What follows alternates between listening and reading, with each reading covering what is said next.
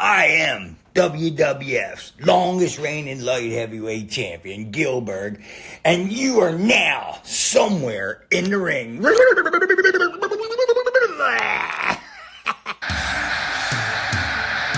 following podcast is scheduled for one recording with no time limit.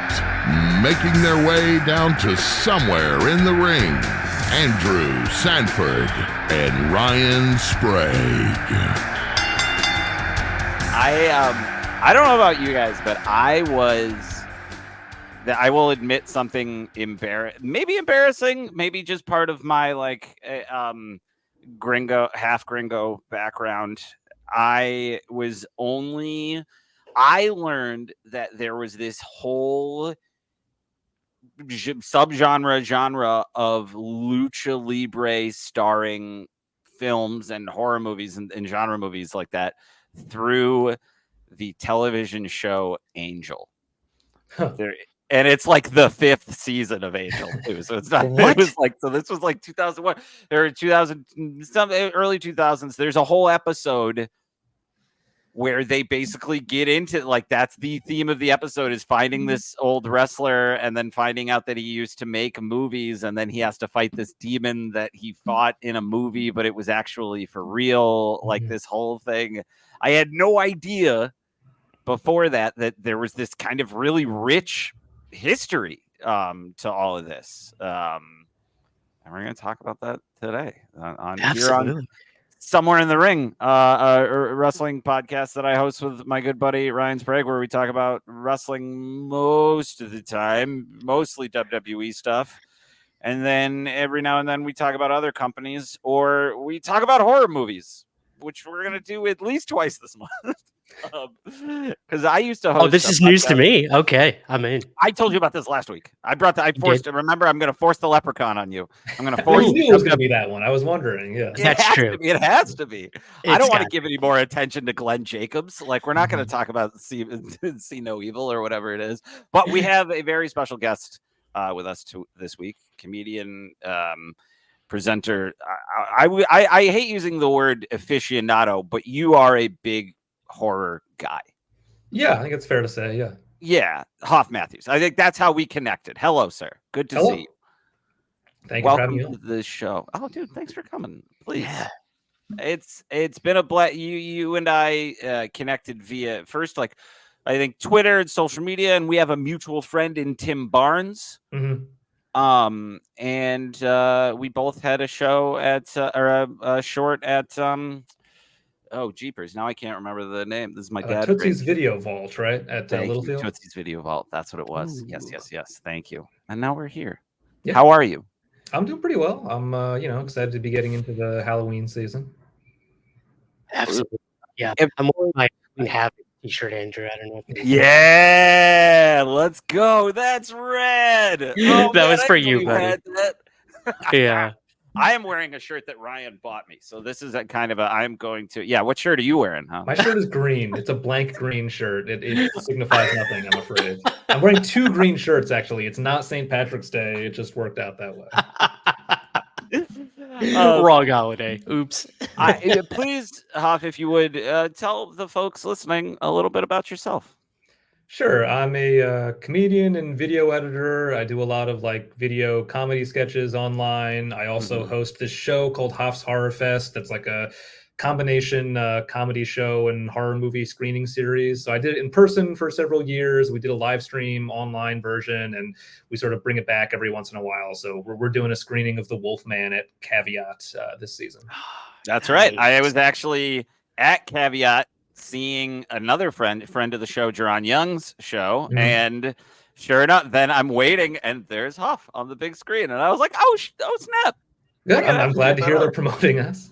Yeah, they were. Yeah, they absolutely were, and I love that venue too. It's really nice in there. We did the show there last year with Frankenstein. It was a very good time.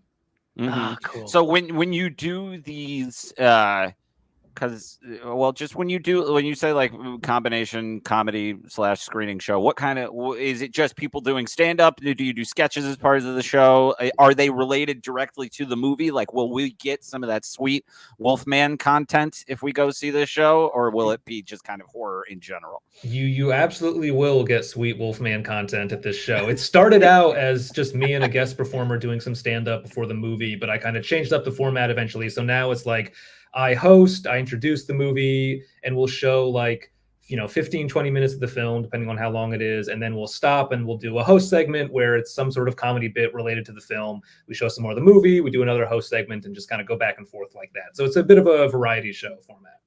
Oh, that's awesome. And so and given that you're doing it throughout the movie, it's got like some kind of like Svengoolie vibes too and stuff like that, right? Exactly. Yeah, absolutely. That the sort of horror host format was a big kind of inspiration for how I'm doing it now. And it's funny because I was doing it in person at like venues in New York, and then the pandemic happened, and so we had to switch to the live stream format. So it was like, oh, this became like even more like the old public access like horror host broadcasts that I had been kind of imagining originally. Oh, that's awesome. Yeah. I remember a big one for me was the was it the late movie, whichever one Gilbert Gottfried hosted on. That USA. Was USA Up All Night, right? Yes, I remember there that. It is. There it is. Yeah. Yep. Yeah. I love that kind of stuff. I love like I was a big fan of Dinner and a Movie. That was a big one. Like I kind of appreciate or not even kind of appreciate. I appreciate they were like, well, look, we have commercials. Like we have to break from the movie. So how do we keep people from changing? Like it's such a fun. I wouldn't even call it niche because I think it's just something where it's like, oh, people just don't really have to do that anymore.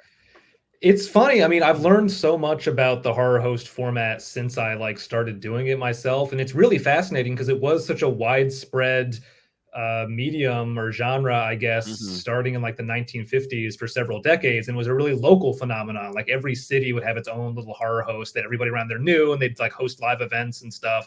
And eventually it kind of died off, mainly because of the death of like local TV generally, that all the local stations got bought out, and the only really local programming you have left is like news. And also Saturday Night Live, by the way, when they came in and started airing it, late nights on Saturday nights, that killed off a lot of horror hosts too. That's wild. Damn SNL. Weird. Yeah. Oh man. Yeah, that was. I was a big fan of Elvira. That would count, right? Sure. Oh, yeah. Okay. Oh, absolutely, absolutely. What is the other big one I'm thinking of with the guy? Joe Bob Briggs would be my there. guess. We go. Yeah, that's like I feel like even more than Svengoolie, who like as recently as a few years ago had drawn in ads in DC Comics, like like recently. I think that might have been like pre-lockdown, but it was like somewhat recent. Wow.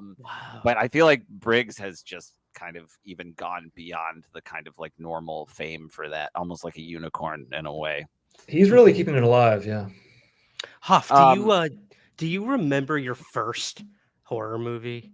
I always love to know horror fans. Like, do you remember? I didn't even think to ask horror related questions, so thank you, Ryan. I'm usually that's what I'm here for. How can we do wrestling? No, thank you. So yeah, I am not the comedian of the group. I don't, because I was watching horror movies from like a very young age. I was super into, the old Universal monster movies, which will be very relevant to the film we're going to talk about on this episode. So no, I don't remember the first one I would have watched. I know that the Blair Witch Project was the first R-rated movie I ever saw in theaters. I can tell you that, but I don't know the first horror movie I watched.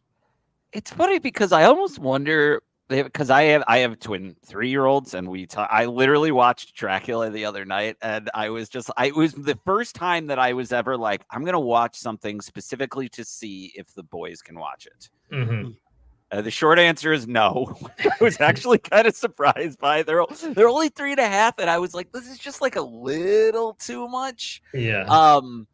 But they still Blair Witch almost feels kind of safe in a weird way. because a lot you of swearing in Blair Witch. Yeah, if you're okay that's with true. that, expletives. Yeah, but yeah, other yeah. than that, yeah.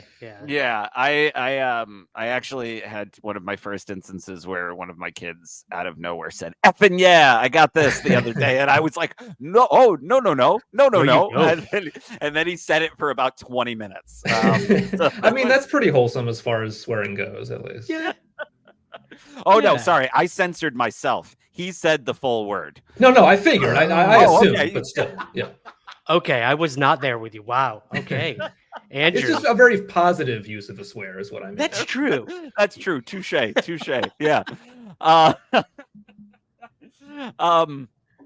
Now I will ask the other question, which we already discussed a little bit off mic when I first asked you about doing the show.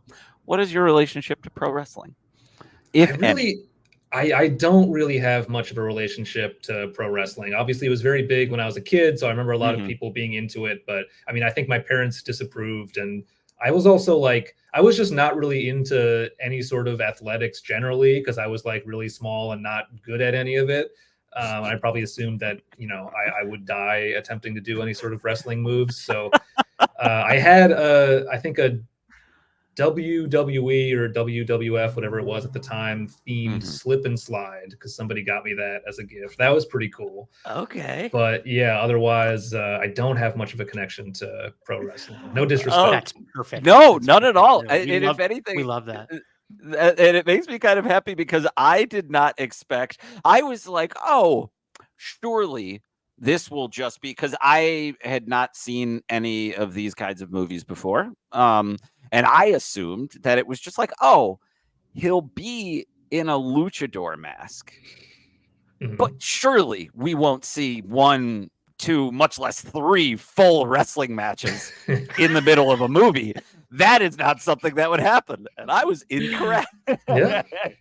I will say I've seen 2 of these in the past. My first introduction to the Lucha Libre movies were definitely MST3K did one of them. I believe it was Dracula. I then went on to watch a Frankenstein one, I believe.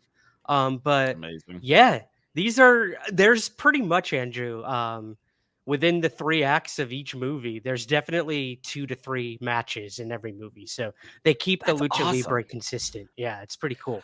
Now, I wanted to ask you guys, I don't know if you can give me some context here. Did these luchador films, were they always them fighting monsters, or that was like a particular spooky variety of the luchador? So actually, Hoff, I've got a little slideshow here. Oh, wonderful. I'm the lecturer of the 2. This is perfect actually, because we should also say we watched for people who didn't read the title before we clicked this, and I want to say it correctly.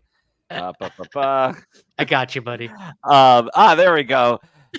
I'm not going to try to read that one because I don't want to butcher it. Okay, you can do it. Santo el Enmascarado de Plata y Blue Demon contra los Monstruos. Perfect. I think I was close enough. Yeah, Santo and Blue Demon against the monsters is what we watched. And Ryan, I fill us in. Give us some history here. Yeah. I will get a crash course in these Lucha Libre movies because they're huge. These are like the biggest movies in Mexico. So Santo did everything, man. I mean, he fought Nazis, he fought Martians. I was going to say, I hope he's fighting the Nazis in that Yes, mortal. he is. I promise. Okay. I promise.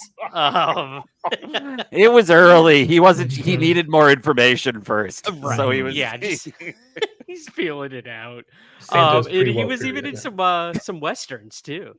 So Santo did it all. I want to watch all 3 of these movies just on the poster alone. And that and the fact that I, again, very much enjoyed the other one that I watched. But knowing what I got from that and seeing, I'm like, oh, I want to see him in space. I want to see him against Martians. That's awesome. He can somehow survive on a Martian planet in just the luchador mask, which is pretty impressive. Are these all the same guy? Yes. So this gentleman, Santo, which is the Saint, that was his wrestling name. He was a celebrity. Like he was one of probably like the Tom Cruise of Mexico. Rodolfo Guzman Huerta. Correct. Yeah. He starred in over 53 different films. comic books, endless comic books about him. Blue Demon also co-starred in like 25 movies or something like that. And this is what they would do. They would wrestle full time, and they were like the biggest celebrities in Mexico. So they said, we have to make more money off of this. So they started making all of these different types of movies for what I assumed was for kids. But I'm sure as we get into this, that's clearly not the case in this monster one we watched. Because it was, there are obviously still things that were like obscured through either like movie making or like, you know, just what was available at the time or whatever. But there's a scene where the vampire is just straight up biting people in the neck in a way that I just didn't expect, if that makes sense. Like it was because I also thought I was like, oh, maybe this will be more like child oriented and or who knows, maybe it still kind of was, but adults got into it. But this was violent.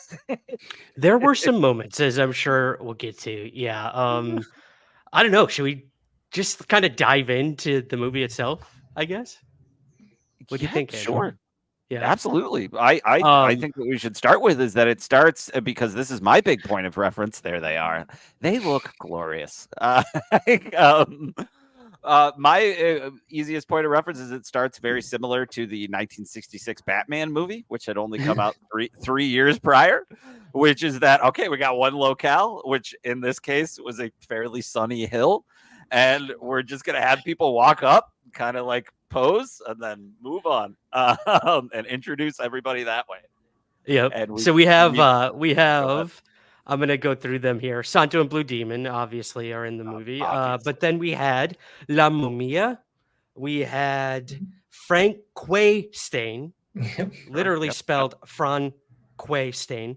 El Hombre Lobo, El Ciclope, El Vampiro, and La Mujer Vampiro, the woman vampire. Mm-hmm. So these are our, quote unquote, as Hoff said, universal monsters for this movie.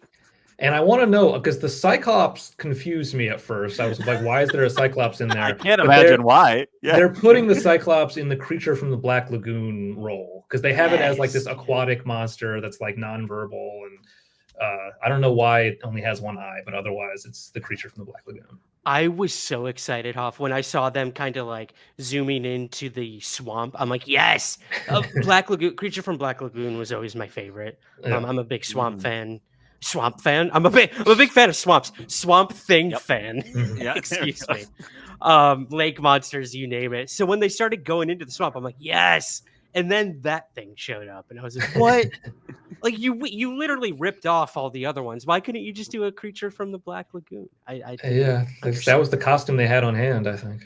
Yeah. Right. Yeah. I also love that like everything is like it's almost like a master class in like how do you use other people's work or intellectual property without getting in trouble. So it's like everything is just slightly off. Like I love that the mummy is old and you can see his whole face and he's just kind of a normal person. One of the frailest looking mummies in cinema history. Like the mummy is never a particularly physically intimidating presence, but this one's really like, you need to get back to bed, Grandpa. I'm worried about you here. And then also, like, if you're watching this on YouTube, we have to also look at this Frankenstein.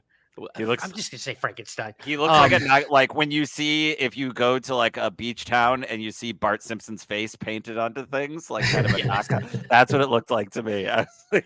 He has got a mustache, a goatee. Like, why would a Frankenstein's monster be growing facial hair? He's divorced. He wants a fresh start. That's what you work with the body parts you get, and that's what they had available to them at the time. Yeah, was the face of a 47-year-old divorcee who's ready to get back out there. All right, he's not shy about it. It was hard at first, but damn it, he's ready to reclaim his life and love again. He literally got a new lease on life. Like, give it up, man. So I love sorry. Unironically, I loved this movie unironically in general, but giving the vampire the bat ears Mm. is a fun little touch, I think. And Yeah. like there's something about it that's both fun and terrible. I thought whenever he showed up, it was scary. It was kind of scary, yeah. Especially when he was looking straight at us in the camera. Like, I feel like he was the one that they had to be like, stop looking at the camera. Stop looking into the camera. Please, cut.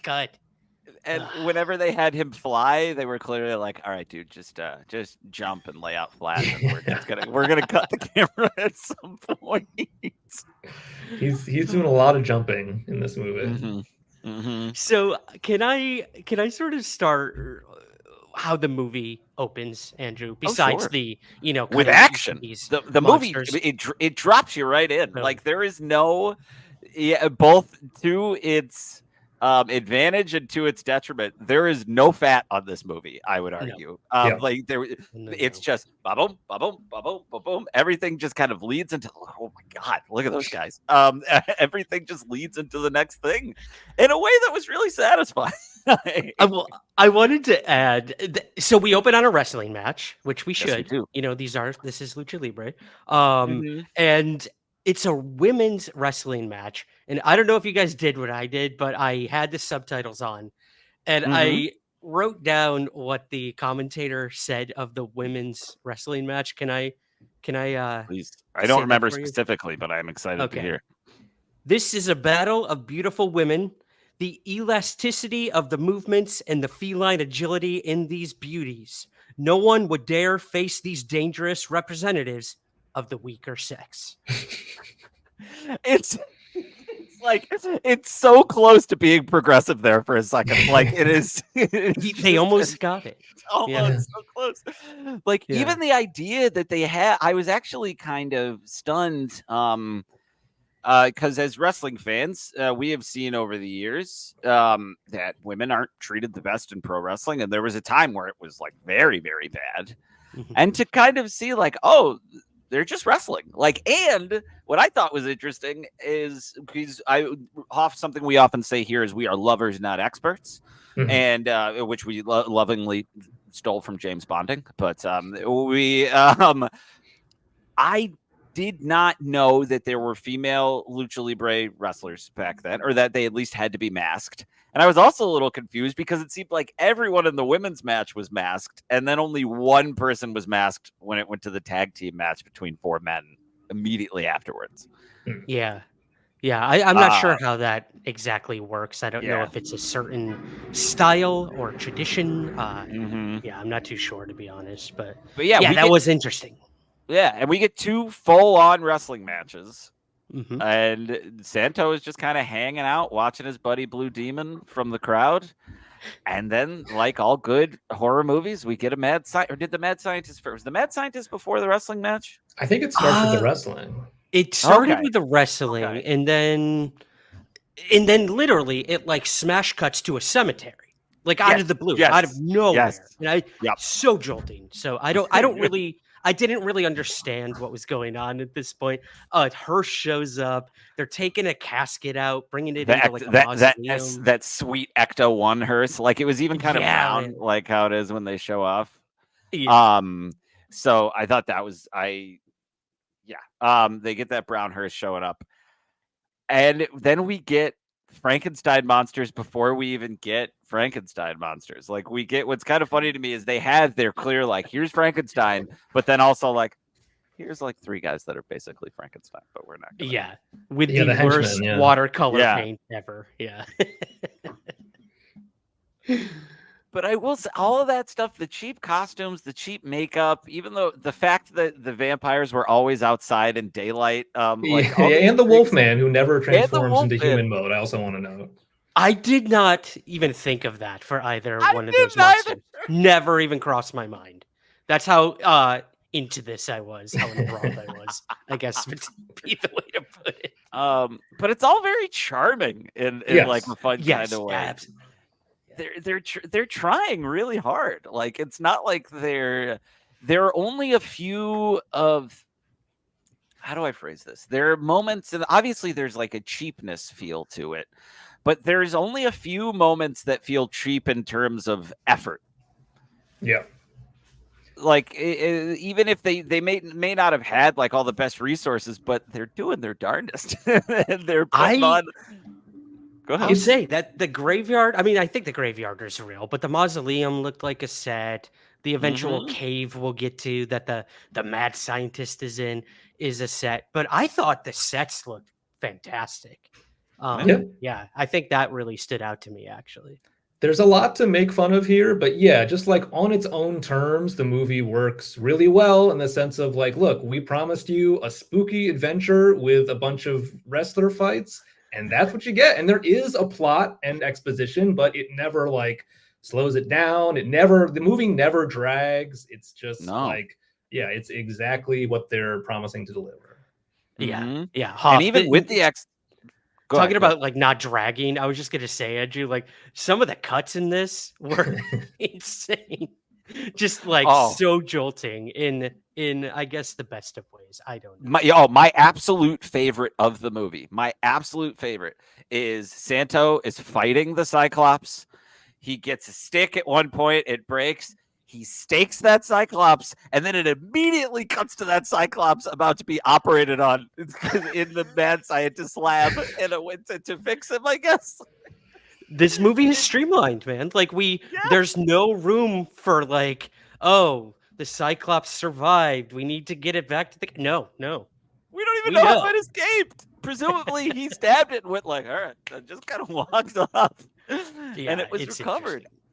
So I guess let's sort of set that up, the monsters. I mean... you mean how the movie does wonderfully by giving each of them their own little vignette? Yes. Yes, absolutely. Well, I guess the mad scientist dug them up. Were they dead? All dead at one point? Ryan, if Please I may. Explain this to me. So we have a mad scientist who himself had passed. Yes. And his brother is very concerned about it. And the mad scientist's servant, Waldo, I believe was his name. Yes. The best actor in the movie. I actually want to look up his name. Good, yeah. I thought he was phenomenal. Really dialed in, really serious. Where's he at here? I'll pull it up in a second. But I thought so we have his servants, Waldo, walking around with these other dead men, and they bring the mad. I just want to point out, did you guys pick up on that like brain thing that was always in the laboratory scenes? Do you know what I'm talking about? That little short guy who, that guy who has a big exposed brain on top of his head, who is never explained. I have no idea who he was supposed to be or what his deal was. No, we have no idea. This was so, to me, this felt so David Lynch. Like nothing's explained. Go on. Like, why is this silent brain thing here that kind of looks to me, because I'm a UFO nut, looks like an alien kind of. Yeah. Also kind of looks like a Polynesian god statue. I don't know. And it walks around. Yeah, if anybody like is watching and doesn't know and assumes this is like a statue in the lab or something, it's like a character. It's like waddling around, I think. Yep. But I assume maybe like this guy showed up in earlier Santo films and they had established his backstory then. I guess I just considered that possibility. I didn't really expect that was probably the case. I think you're probably onto something because they do feel serious. Another thing that I appreciated about this is that it was serialized in a way that's just like, look, if you're here, you know what you're in for. Like, you know what you're getting. We're not going to explain who Blue Demon and Santo are to you. We're not even going to, and we are going to just have them exist in this world.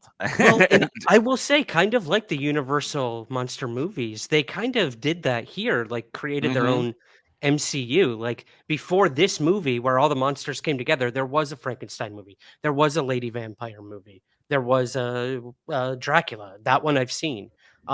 So I think you're right, Hoff. I think there is an understanding that people were rabid about these movies. So they probably did go and see all of them. So kind of like the MCU now, it's like, no, we're done setting things up. If you don't know by now, like that's your problem. You two, you two might be the perfect people to ask this question to. because I remember reading in a comic book written by J. Michael Straczynski at one point. If it's written in a comic book, it's true.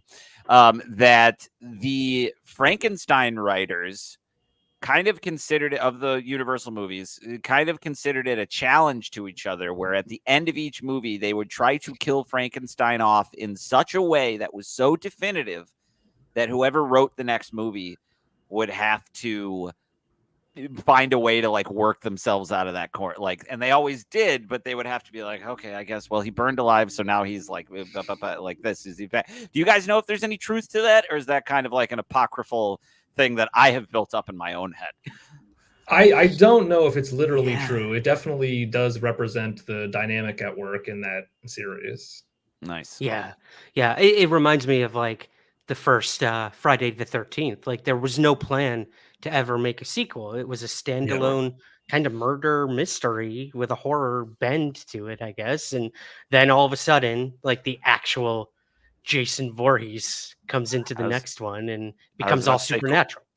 Coincidentally enough, that has led to sequels not being made. The kind of definitive stance of those early creators. Right. Yeah, I don't know. I don't know if that's true or not. It's an interesting writing exercise, I guess. Like, good luck getting out of this one, guys. On the next movie. I don't know.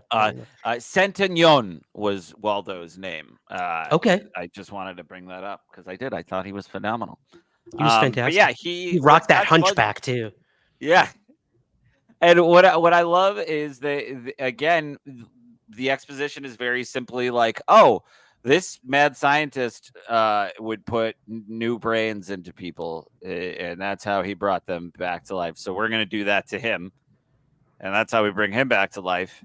And then he's going to go do it to all these other monsters. Like, I feel like the implication is that he puts his brain in their heads. Okay. With the machine, right? Is that what happens in that one scene? I don't know. Like a consciousness thing, or literally the whole brain? I don't know. See, that's what I was sure. Like. Yeah. Okay. We're all on the same non-page. Yeah, there's that one scene where they've gone out and they've collected all the monsters from their different spots, which I loved. And then they have them in the lab, and they're all in those machines with like a glass, like they all look like they're in those things that hairdressers put on people when they have to dry your hair, a hair dryer, Andrew. But they're all lined up. It's going wah, wah, wah, wah. And then when it's done, they get out, and he's like, all right, you listen to me now.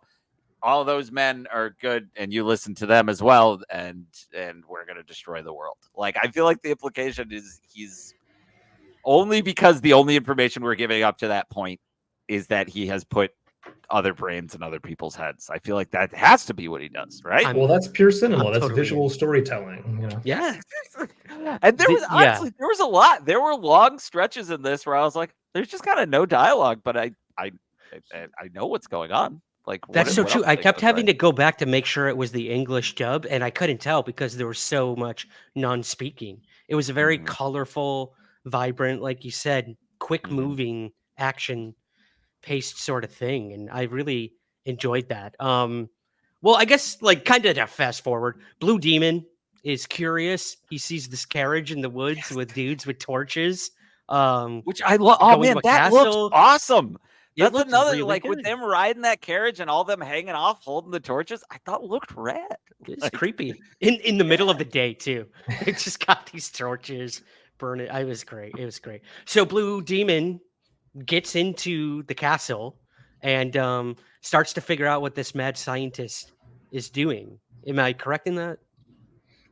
Yeah, I think so. Yeah, or to see what they did with his body, because I feel like he shows up at the cemetery first, right? Did I maybe misconstrue that? Maybe not. Look. Go check your letterbox. Yeah. But he finds them, and then he gets kidnapped, and then he gets duplicated. Boom. Yes. Yep. So we have Blue Demon. Yeah. So and then he was like an evil Blue Demon. I guess that makes sense. Yeah. And they say, go out. We want you to kill Santo, I think. Is that right? Sure, and rule the world. Okay, bad guy stuff. And rule the world. One or the other. It's one or the other. Yeah. I think if we Same focus stakes. too much on motivation, we'll lose the cool factor. Okay, You know what I mean? I'm going too much into acting 101. I apologize. I guess Hoff, what did you think of the fights in the film? I thought they were fun. I mean, it was very clearly like, we're doing a wrestling movie, so we need to have a bunch of wrestling set pieces. Like, I understood at a certain point, like, oh, that's just like they're building the movie around that. But, you know, it was all like, those fights were all set up in a way where it was clear what their relevance to the overall story was. And the choreography and everything was fun. So yeah, they were a good time. And it was very funny, the part where I think Santo has a meeting with his manager or whoever that was. And the manager's like, there's this new wrestler in town and he's calling you out and he's going to say you're a coward if you don't fight him. So Santo's like, all right, set up a match. I'll fight the guy. And there's another great cut where they just go to Dracula getting, I guess, like his skin painted up so he has a normal skin tone so people can't tell he's Dracula in the fight. That was very good. It was like a revenge thing because the vampire started feeding on people. If I'm correct, Santo like did something to thwart the monsters at one point, and then they say, "All right, Vampiro, go fight Santo in a wrestling match," because that's clearly how you solve any issue in these types of movies. Yeah, you know. Oh my god, I thought that was hilarious.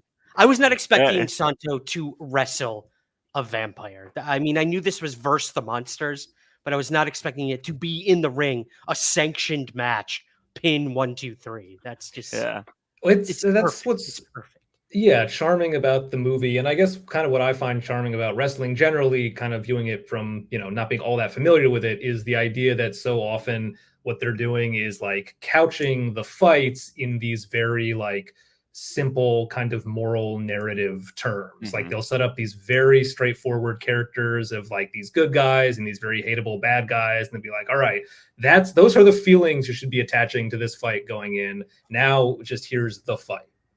Yep. And in this 100%. Case, they're just doing that with like Dracula and stuff. Yeah, exactly. And I love real quick, something that I think is very funny about the wrestling matches that I forgot to mention earlier is at least 2 of them are not only full wrestling matches, they're 2 out of 3 falls matches, which means somebody has to be pinned twice to lose, which is just a funny thing to have in there time-wise or pacing-wise. But also the vampires, you can stake them and crucifixes work on them. Everything else is just kind of like, well, I don't know, they exist. Like sunlight doesn't matter. I maybe holy water works, but they don't get into it. But it's just so funny that the crucifix thing comes up twice.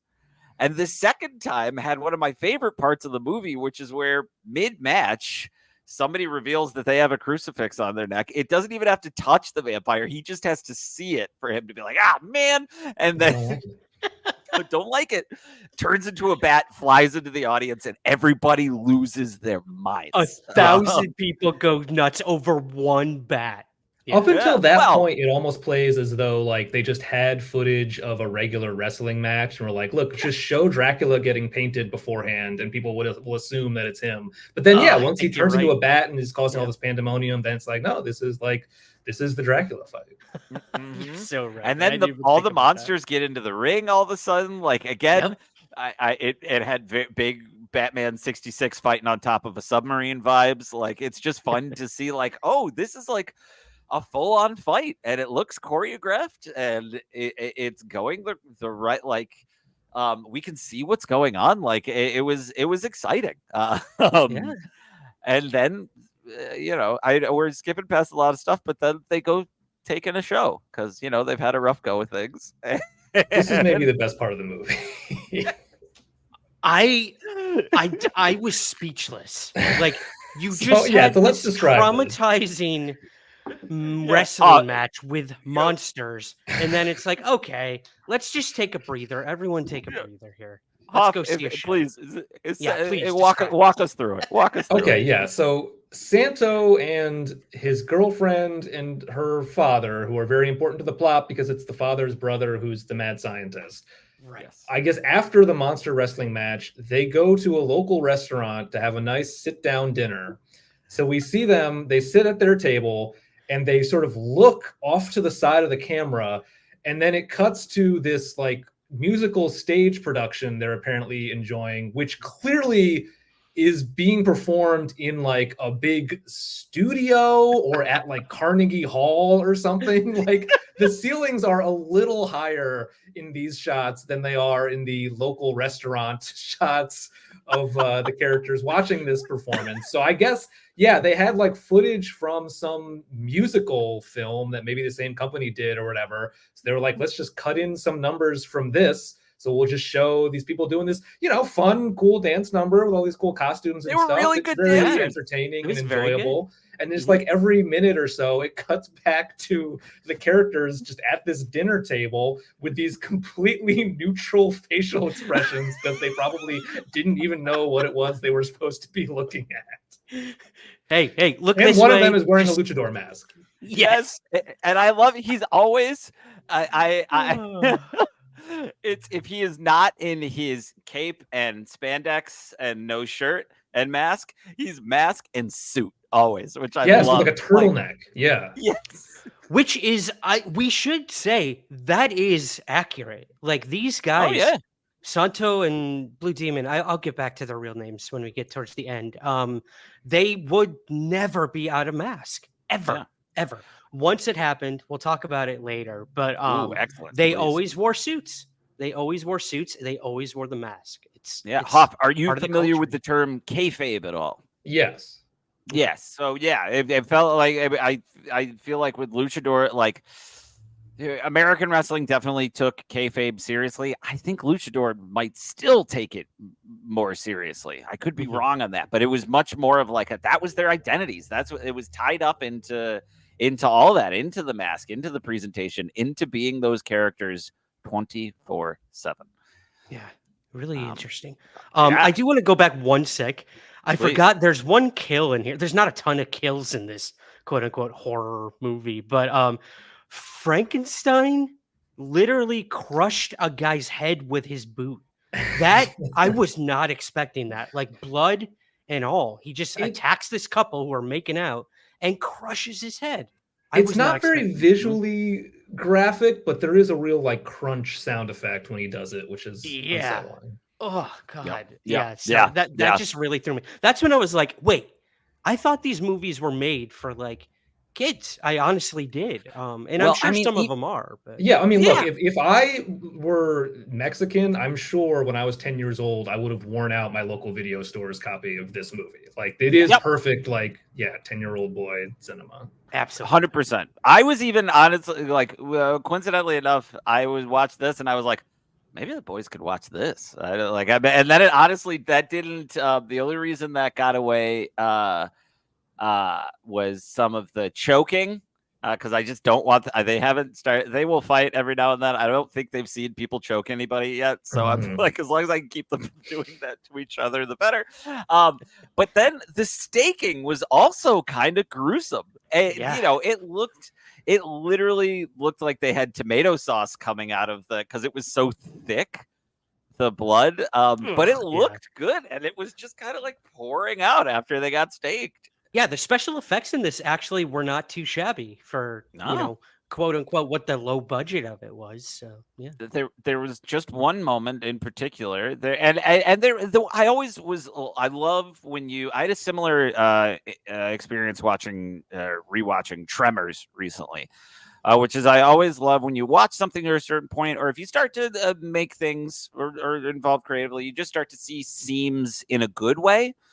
And there were just certain times in this movie where I was like, oh, I can see how they're kind of working around that. Like, they're like, okay, we can't have him fall off a cliff, or like even really be too close to a cliff, but we can shoot things in a way where it looks like they're kind of close to a cliff. And there was a moment where he goes to throw Blue Demon off that said cliff, and it felt very much like even the director, because he's carrying the body And then very quickly, he's carrying what is clearly a dummy, and they show that for 2 seconds as he kind of whips it forward, and they don't even show the dummy go down the hill or anything. They're just like, look, we can't. This looks awful. Use your imagination. We just got to move on.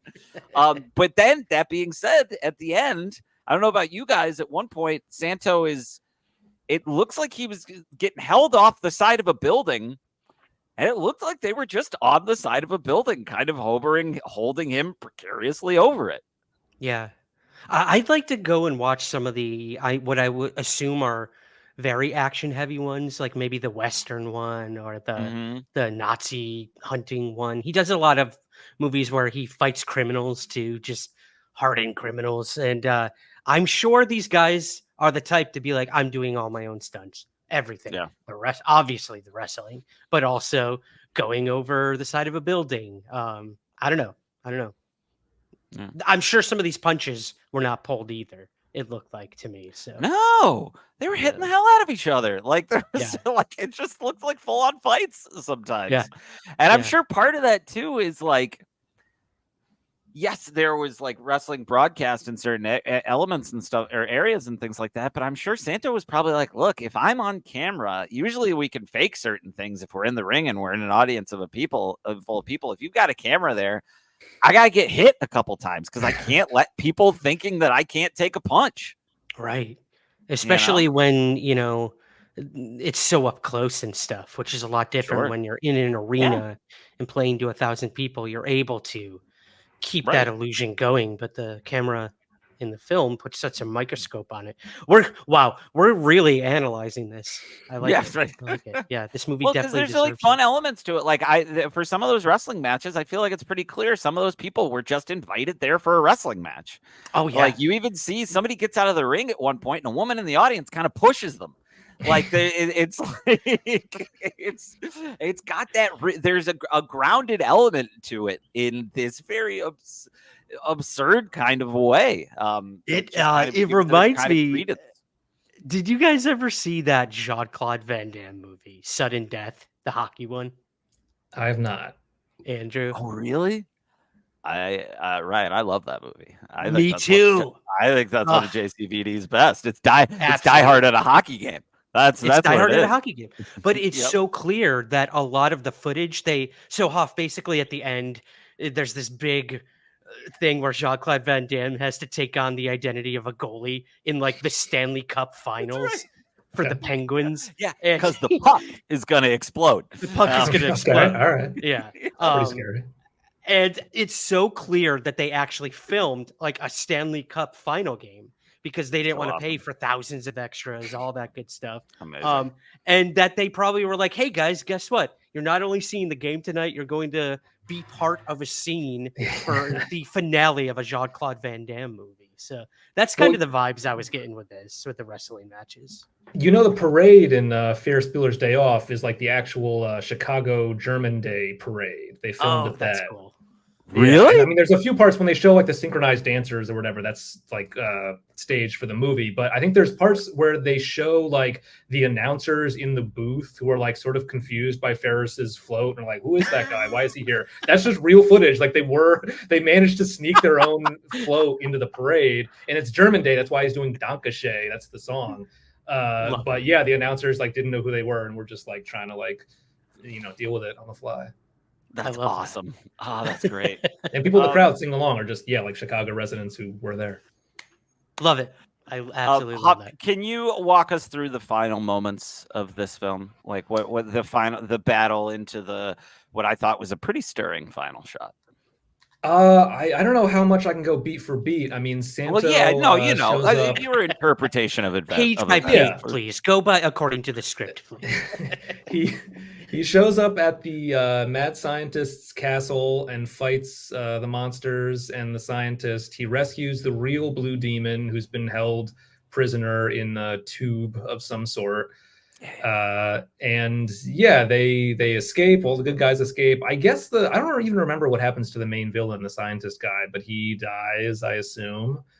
I don't remember either. I assumed they all got blown up because they very specifically show. Well, no, because you see the monsters get trapped behind fire, because I had to like rewind. There's like an explosion, and they all kind of go like, and then they go and murder every vampire individually. Oh yeah, there were women vampires. I don't even know if we mentioned that. Dracula turned. We see them. We see them. They don't do much. Yeah. They really don't do much. I think they were there for the male demographic. They wanted to, throw something in for the ladies, but they didn't have a whole lot of ideas for it.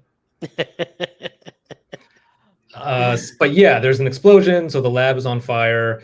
All the good guys get out, and then it ends with them watching the castle burn down, which is cool looking because they clearly had like a real castle that they were shooting exteriors of earlier in the film, and then it seems like they made like a miniature to match that real castle and then set it on fire for the ending. So it does, I mean, it's clearly like fake, but it does look pretty good. Oh, it really did. I feel like as cheap as they say, every like article or even like the Wikipedia for these movies and stuff, they all say like these movies were made so cheap and like they were just so cheesy. I'm like, yeah, of course they're cheesy. I mean, look at the source material. But then I feel like so much love went into these, honestly. Like not only by like the set designers and all that, but I really feel like Santo Blue Demon, like everyone in this movie gave it their all. Like it's very endearing. Yeah.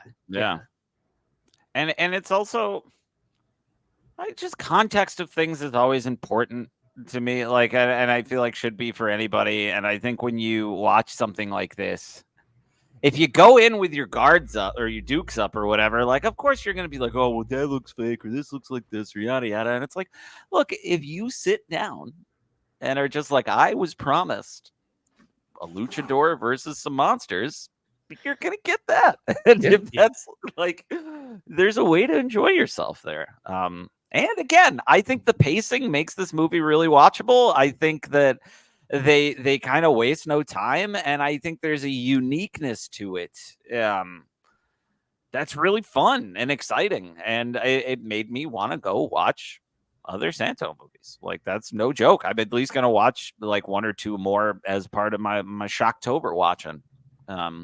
Because I can't. The heavier stuff is getting harder for me these days. I was just gonna say, man. Yeah, like this is especially such with kids. I've been listening to the It audiobook like piece by piece for the last 30 days. And I think my rental is about to actually run out. And I think I still have 17 hours left on it or something. It's a long book. It's a long book. And the audiobook is fantastic because my kink is hearing Steven Weber say the N-word. So I won't tell you how I found that out. I will just let you know that Wings DVDs are a good investment. But but there's stuff in there, at least that with like a novel, it's like a little bit more drawn out. There's more context and stuff, but there's still stuff. Hearing about kids can be tough. Rough things like watching Talk to Me. Like, I loved Talk to Me. That was one of my favorite movies of last year. It's a bummer and a half. So I was like, oh, I need things a little bit more like, I want to see Renfield going rats, thousands of rats, like stuff, silly stuff, creepy stuff. So absolutely. I think I'm doing more of these. I had a better time watching this than like I'd say 40-50% of the horror movies I have seen. So I mean, that's right there. It was just fun. It was fun. It was an adventure. Like you said, it promised everything that was on the poster. I really thought it was going to be much, much worse than it actually was. And I highly enjoyed it. I really did. Yeah. How do you feel it? And I don't mean even like in a, which is better, but like comparatively to some of your older horror movies, you're like Wolfman, for instance. How do you feel this kind of stacks up in relation to those? I mean, I think this is more analogous to the later Universal monster type stuff when you had like Frankenstein meets the Wolfman or House of Frankenstein, or even like, Abbott and Costello meet Frankenstein. Like, it's very much in that vein of like, we have like, everybody knows what all this stuff is. It's all established. We're just going to sort of throw it around and have some fun with it. So, I think like if you're looking at it as a continuation of that kind of vein of horror movies, it feels very much kind of in that tradition. It's very different from the early Universals where they really were trying, like in the context of that time to be like scary and kind of boundary pushing. The first Dracula is, and I haven't watched it since I was a young child. It's a lot scarier than I expected. Like at all. And there's still the Phantom of the Opera moment, the mask removal, the face. That's scary stuff. Like it's and I like kind of iconic imagery. So yeah, I get what you're saying. But I love that. I mean, I think I kind of got into horror through the sort of more kid-oriented, like fun variations on it. The old Goosebumps books and Scooby-Doo and all that, where everything was kind of like these established tropes that you could sort of mess around with. Yeah, my kids have been watching a pup named Scooby-Doo a lot recently because they just put it all on Max, and that's like they learned about the headless skateboarder yesterday, which was a fun story to explain.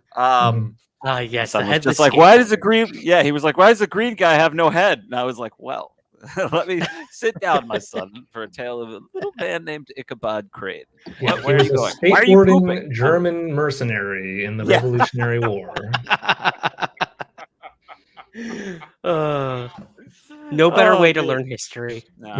Speaking of history, Ryan, I know you had a little bit more on Santo and Blue Demon, and then I feel like we should wrap up. But lay absolutely. it on me. I mean, this was just to talk about the actor Santo Rodolfo Huerta was his name. 53 films. He was the one, and I'll show it here very quick. The Rock could never. Yeah. Sorry, go ahead. He actually demasked. I got it, Andrew. He actually unmasked during a Mexican television program, and the audience was stunned. No luchador had ever done this before. This was after he retired in 1984. He actually took his mask off for a brief moment, and everyone was like, wow, he just looks like everybody else. I don't know what they were really expecting. Wow. Put the mask back on, and then 3 weeks later, he died of a heart attack, actually. And that was it. So I don't know if there's some sort of like premonition that he kind of knew what was coming, or I don't know. But the mystery was over. They figured out who Santo was, the saint. And then, he also, I should mention, luchadors make pilgrimages to his grave. And they put this huge statue up, erect this statue of him in Mexico. So that's pretty cool. Thought that was pretty cool. That's awesome looking. I mean, like it's so interesting to see somebody who is so indelibly linked to their character to have something like that happen. Like I especially like in a pro wrestling sense.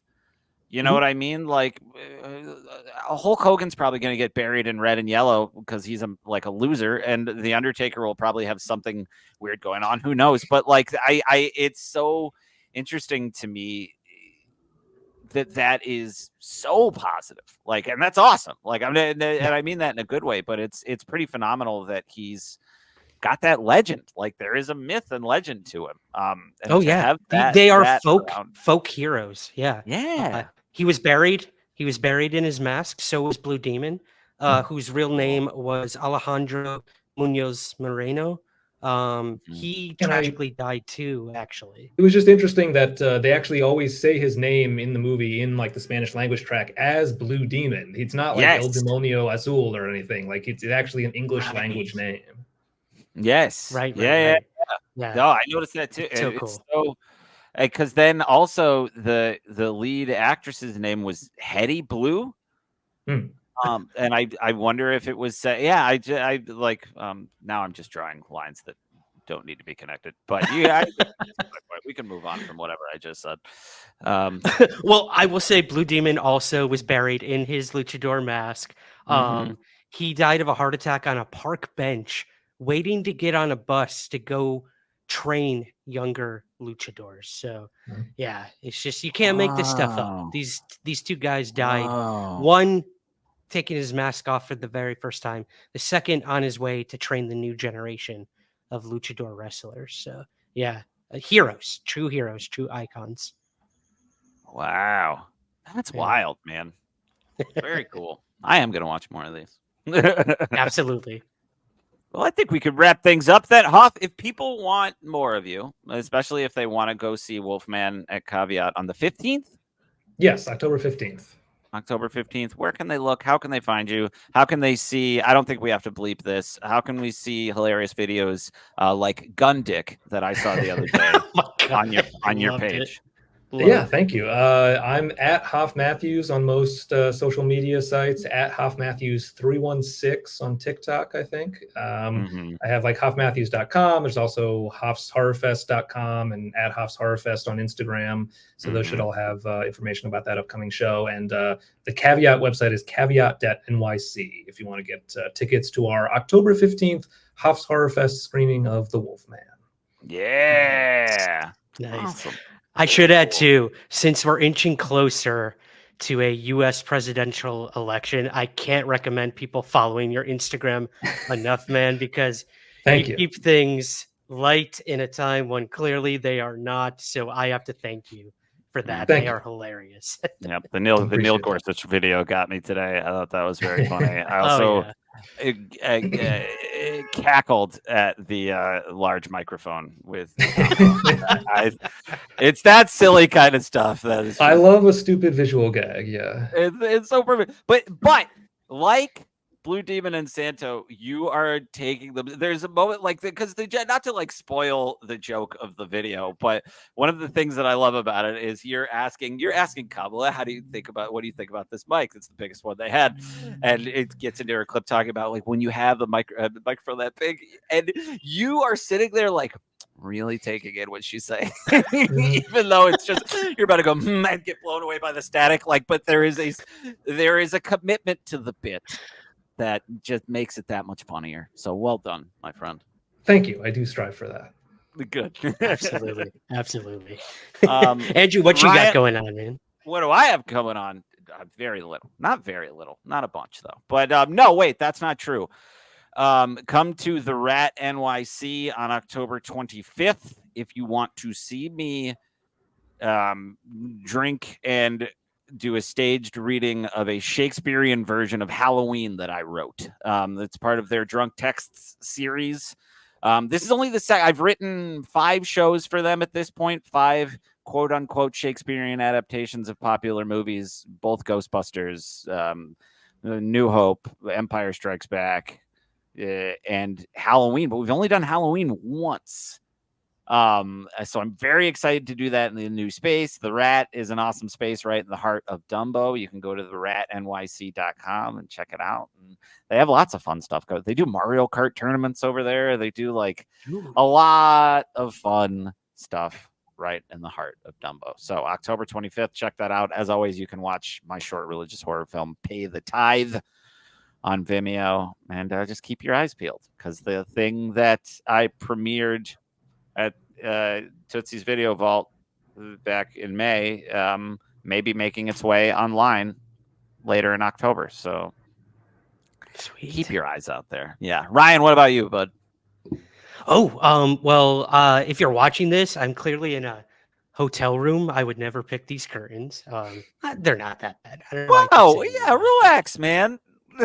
All right. I'm being a little too judgy. I'm in a hotel in Nova Scotia right now. I'm filming a new season of Haunted, a ghost hunting show where we go to the most haunted locations throughout the maritime provinces. So perfect for Halloween. The new season of Haunted is premiering in just a couple weeks in Canada. So if you live in Canada, you can watch it on TV, or you can go to YouTube if you're not in Canada and watch the first 4 seasons of that. Just type in Eastlink Haunted. It should pop up. New season of Ancient Aliens is going to be premiering, I believe, in 2 weeks. And I should be popping up in a couple episodes here and there on that as well, talking about just weird UFO stuff. Not aliens building the pyramids. I don't go there. But yeah, you can hear me talking about modern day UFO stuff with the Pentagon and all that. So yeah, just keep a lookout on Twitter, my personal Twitter account, Ryan Sprague51. Where can we find everything? Somewhere in the Ring, Andrew. I always forget. Yes. Somewhere, go to patreon.com/somewhere in the ring. Type Somewhere into the Ring into your social medias. We're on Instagram. We're on Threads. we're in the bad place still. I'm not, but Ryan's over there keeping things going, and I'm suffering through it. Yeah. And yeah, that's it. We've got a lot of fun stuff coming up. We've got again, we will be covering the Leprechaun at some point this month. We will keep you posted on that. And when I call it the Leprechaun, I mean that in the loosest terms possible. Have you seen that one, Hoff? No, the one that WWE did. Yes. No, I've seen the first few, but I haven't seen that one. Oh man.